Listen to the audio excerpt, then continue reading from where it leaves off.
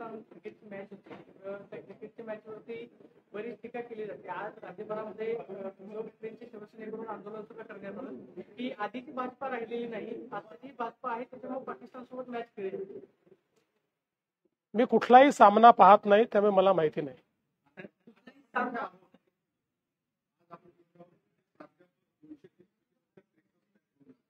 पुणे विद्यापीठामध्ये 220 प्राध्यापकांची संख्या कमी आहे. गेल्या तावडेसाहेब जेव्हापासून मुख्यमंत्री प्रक्रिया चालू आहे, पण काही आउटपुट नाही. हे खरं आहे की राज्यातल्या विद्यापीठांमध्ये प्राध्यापकांची संख्या कमी आहे.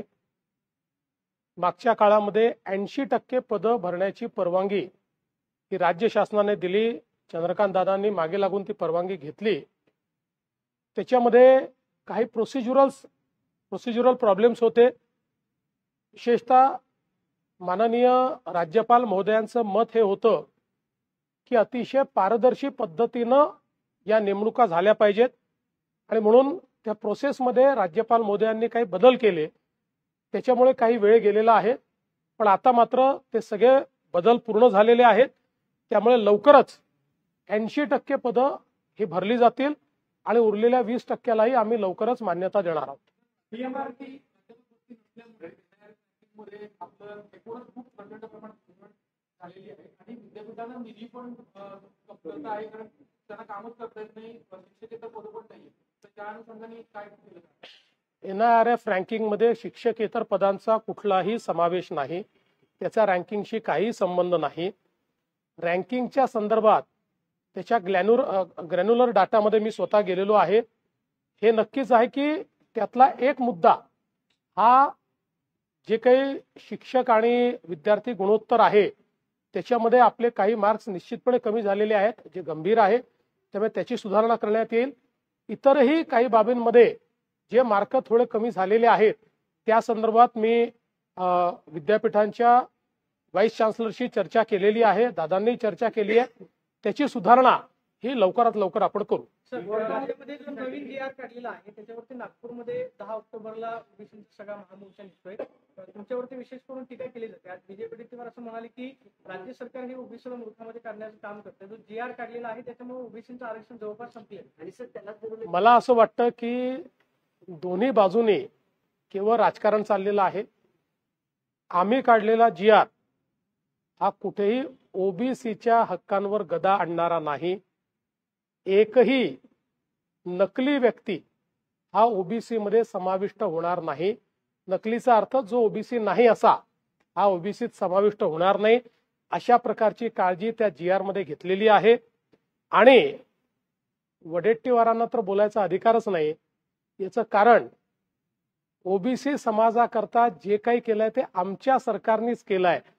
2014 ते 2025 मध्ये जेवढे निर्णय ओबीसी समाजाकरता झाले ते केवळ आमच्या सरकारने केले.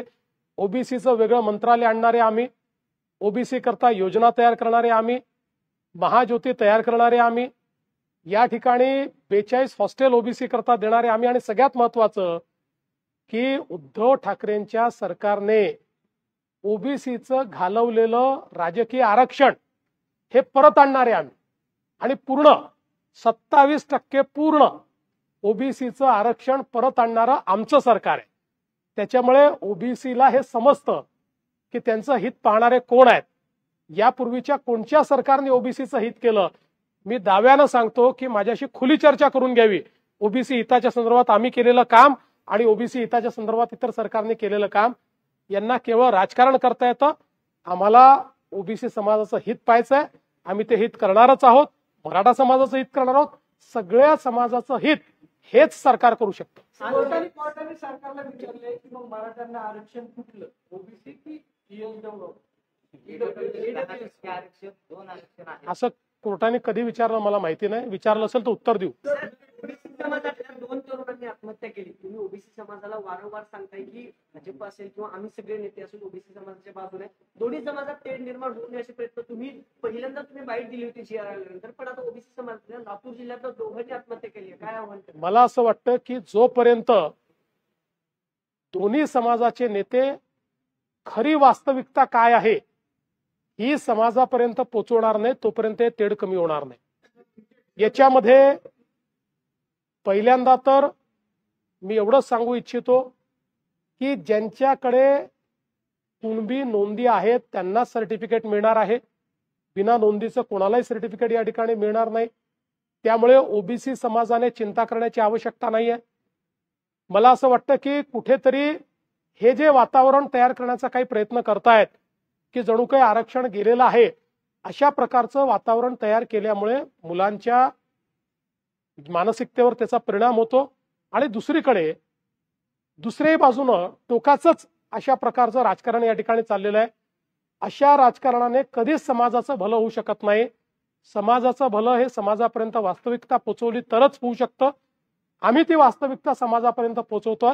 समाजाची काळजी आम्ही घेतो. त्यामुळे नेत्यांनी किती राजकारण केलं आणि याला एक प्रकारे राजकीय मुद्दा बनवला तरी समाज जो आहे हा समाज वास्तविकता काय हे समजून घेतो. हे आजपर्यंतचा माझा अनुभव आहे.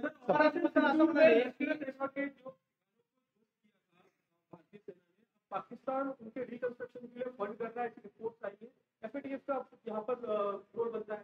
देखिए, मुझे ऐसा लगता है कि अगर पाकिस्तान उसको फंड करने की कोशिश करेगा तो भारत ये अंतर्राष्ट्रीय स्तर पर उनके ऊपर सैंक्शंस लगे इस प्रकार की मांग जरूर करेगा.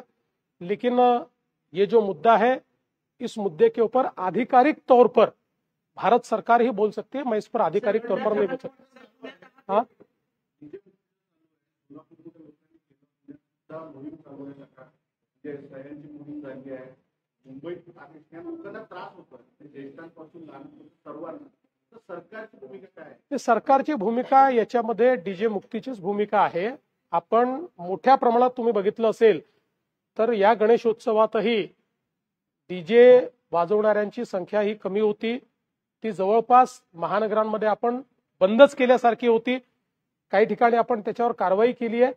आपला प्रयत्न एवढाच आहे की जरी याच्यामध्ये आपण वाजवू नका असं सांगितलं तरी आपण लोकांमध्ये जागृती जास्त करतो. जागृतीतनं लोकांनी हे वाजवणं सोडलं तर ते अधिक चांगलं आहे, ते अधिक टिकणार आहे. हा प्रयत्न आपला आहे. चला, हा प्रश्न सर, गणेशोत्सवाच्या आदल्या दिवशी म्हणजे गणेश विसर्जनाच्या आदल्या दिवशी पुण्यात जे काही टोळी युद्धातून 19 वर्षीय तरुणाची हत्या करण्यात आली, पोलिसांनी 11 जणांना अटक केली, पण पुण्यात पुन्हा टोळी युद्ध डोकं वर काढते का? टोळी युद्ध वगैरे काही नाही आहे. हे आपापसात एकमेकाची यांची जी काही शत्रुता आहे पण ती आम्ही चालू देणार नाही. कोणीही डोकं काढलं तर त्याचं डोकं कसं खाली करायचं आम्हाला माहिती आहे. पवार साहेब बोलताना असं म्हणाले की राज्याची एकेची वीण जी आहे ती उसवली जाते. आम्ही वाटेल ते प्रयत्न करून मात्र हे करू देणार नाही. आज त्यांच्या शिबिरामध्ये पिवळ्या रंगाच्या चिन्हे असतील किंवा रंगाचा वापर करण्यात आला. वर्तमानपत्रामध्ये तुमच्या विरोधामध्ये जाहिरात देण्यात आली की देवा तूच सांग, जी वर्तमानपत्रामध्ये जाहिरात देण्यात आली. आपल्याला माहिती आहे पवार साहेब कशा करता प्रसिद्ध आहेत.